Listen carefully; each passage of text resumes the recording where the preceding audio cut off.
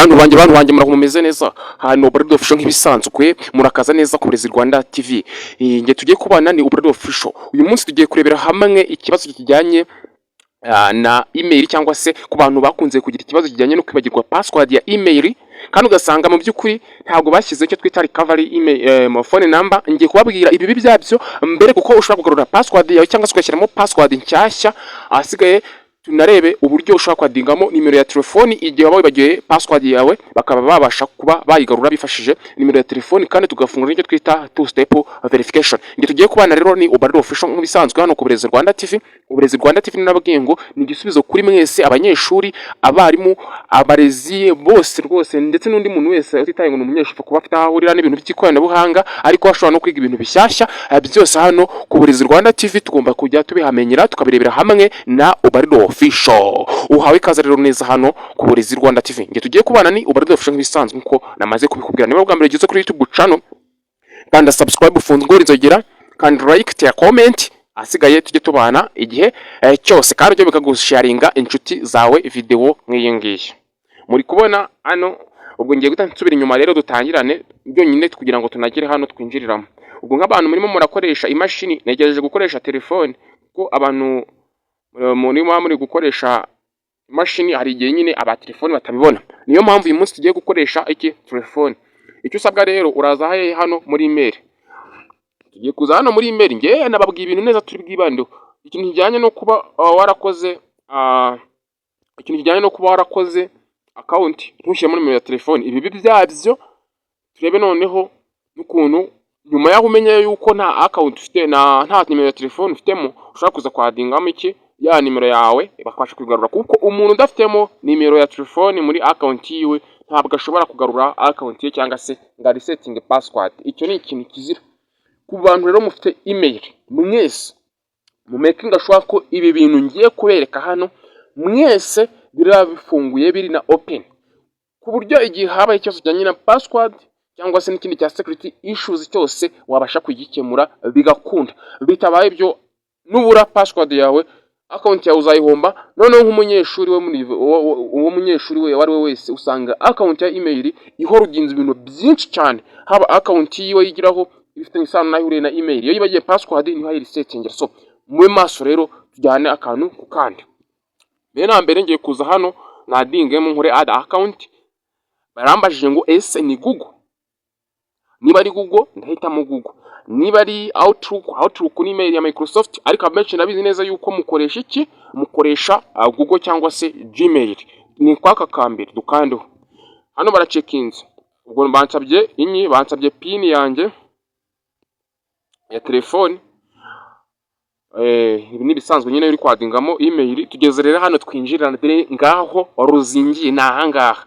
Nakubwiye ngo niba account yawe itarimo nimero ya telefone, ikaba itarimo bino bintu ngiye kukwereka hadafunguye two step verification cyangwa se two factor authentication, ibyo bintu nabidafunguye hakaba hatarimo na nimero ya telefone, menya ngo uri mu mazi abira, kandi ntibagirwa password bizaba birangiye. Zaba ari ibyo ngibyo account zayihomba, n'ibindi bintu bijyanye n'ishuri hafi byinshi cyane ubihombe. Ubwo ngiye kuza nshyiremo email nk'ibisanzwe. Uburyo Official. Okay, nshyiremo noneho nkore next. Ninkora next baransaba gushyiramo iki password. Bakinsaba gushyiramo password, ngewe password ntabwo nyizi, adushyiramo yenda tuvuge ko narayibagiwe. Kiremo iyo mbonye bambwire ngo wrong password, try again or click try another way for more option. Nongere kiremo password wenda tubare ko ndi kugerageza. Byanze. Ikintu nkurikizaho rero ndaza hano handitse, harabo bayereka ngo reset password. In option abantu benshi bagiye bayibashyiriraho iyo batafunguye iyo twita two factor authentication cyangwa se two step verification. None ikintu rero hano tuba tugiye gukora, uburi buze hano handitse try another way. Iyo ukoze kuri reset password cyangwa se nako forgot password, naho birajya gusa neza nk'ibyo ngiye kukwereka hano. Uza hano handitse ngo try another way, hasi hano mu bumoso urabona bambwiye ngo choose how you want to sign in. enter your password or try another way. Dukanda hano handitse ngo try another way. Niho nkoze. Barambajije ngo bari bunsabe iki, baragiye kuverifya niba ndiriyo nyine, burambaza screen lock yanjye cyangwa se password nkoresha kuri telefone. Ibyo ni ibisanzwe barayimbaza. Baravuze ngo no pass key available. Ubwo baratubwiye ngo iki something wrong, ariko hano hasi haracyari akantu kanditse ngo try another way. Dukoreho, sibyo? Dukandeho. Baranyeretse noneho bahise banyereka iki ngo choose how you want to sign in. Banyeretse nimero ebyiri za telefone. Banyeretse ya mbere yanditseho ngo two step verification phone, indi barambwira ngo ni recovery phone, ahandi ngo try another way to sign in. Buno ni uburyo butatu nshobora kuba ngiye kwifashisha kagarura account yanjye niba email yanjye nayibuza cyane password nayibagiwe. Password ntayizi, ariko nakubwira ngo weho utarashyizemo nimero ya telefone uze guhita ushyiramo, ndetse ko ngiye gutambereka nyine ukuntu munashyiramo iyo nimero muganafungura icyo twita two step verification cyangwa se two factor authentication. Ubundi se ino two step verification na recovery phone bitandukanira. Nuvuga ngo ino two step verification ni nimero bazoherezaho code igihe umuntu agerageje kwinjira muri account yanjye kabone nubwo yaba afite password bazamuhaho. None ino recovery phone ni nimero ushyiramo bakahorezaho code igihe waba wibagiwe password. Ngira ngo ibyo bintu biri kuri murabyumvishije neza. Rero ngiye kwikandira hano ha kabiri recovery phone nibagiwe, ariko naho hambere byakunda, ariko kadukubere nkuko tubisobanuye. Hano handitse 047, iyi ni nimero yanjye rwa 47 ya yindi namwe mufite mujya muhamagariraho cyangwa mukananyandikiraho. Niyo ngiye gukoraho n'urugero, sibyo? Barambwiye ngo this may take a few moments. Nubwo mbakanze bari bunsabe kukugira ute, baratubwiye ngo ngaho dushyiremo code bohereje hehe muri message. Tayari code isayizanamo kuko ino nimero irimo hano mu telefone, dore ngiye isayizanamo. Then barambwiye ngo keep your account safe and want to make sure it is real you are trying. Barambwiye ngo choose how you want to sign in. Bitewe nge na security mfite kuri nimero kuri account yanjye y'email, mwebwe bya byamaze gukunda, ariko bitewe na security nyafiteho barambwiye ngo get verification code ati iyi indi email nabwo naho tayari cyangwa si yo hejuru. Kubera ko ndi kugarura account yo hejuru yitwa ubradofficial1@gmail.com, ntabwo nakandaho. Ndakandaho nanditse ngo get verification code ati iby'Imana ikora kabiri. Ubwo tayari hano barambwiye ngo hari code bohereje kuri email yanjye.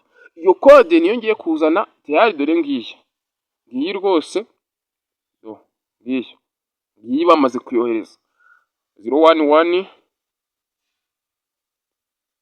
3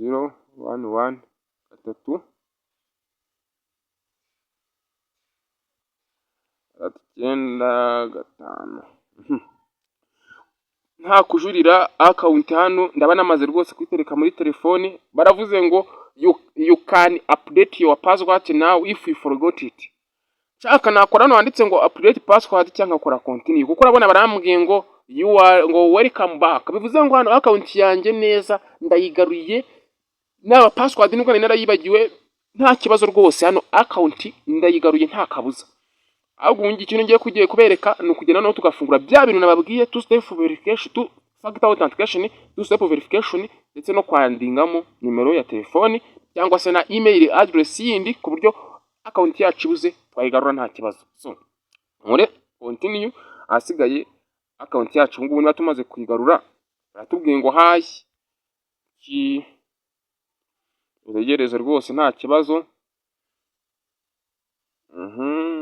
I agree. Ibi ni ibisanzwe murabimenyereye namwe ku bantu musanzwe mukoresha. Muramba nafashe ino telefone kuko nzi neza yuko abenshi nyine ku mashini harimo abatabibona. Ubu ku mashini nabageze hahandi ushyiriramo skip ibi ngibi bya mail ntago ari ngombwa, address home address ntago ari ngombwa. Ni Google services zirimo zirimo aricyo twita synchronization muri device.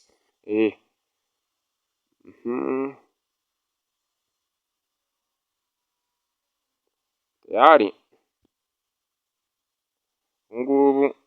uko byagenda kose account yacu yamaze kugeramo. Turebe tayari ngiyi rwose yamaze kugera muri telefone yacu. Noneho rero ikintu tugiye gukurikizaho, tugiye kwadingamo iki ya Google ya nimero ya telefone. Tunafungura ibyo twita two factor authentication ndetse na two step cyangwa se two step verification ni kimwe na two factor authentication.